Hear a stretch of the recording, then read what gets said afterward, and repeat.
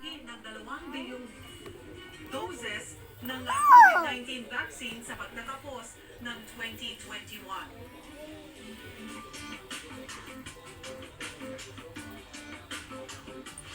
Higit 24 million students na ang enrolled sa public at private schools ngayong school year. Pero hindi lang sila ang kakasa sa distance learning. Higit 12 million parents at guardians din ang sumama sa webinars para sa tamang paggabay sa mga estudyante. Para bigyan ng mukha ang balita, ang ating One Man News team, Mojo Teresa Formata. Back to school na nga po tayo mga kapatid at challenge para sa lahat ang distance learning. Paano naman kung teacher na nga, parent pa?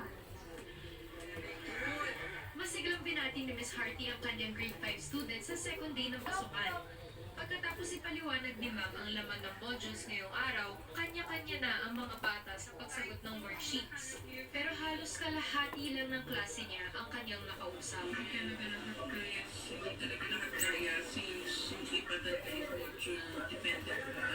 Nasa 12 million na magulang at guardians na ang umattend ng webinar. Kalahati lang ito ng 24 million na estudyanteng nagbalik eskwela. Tuloy-tuloy naman daw ito para sa iba.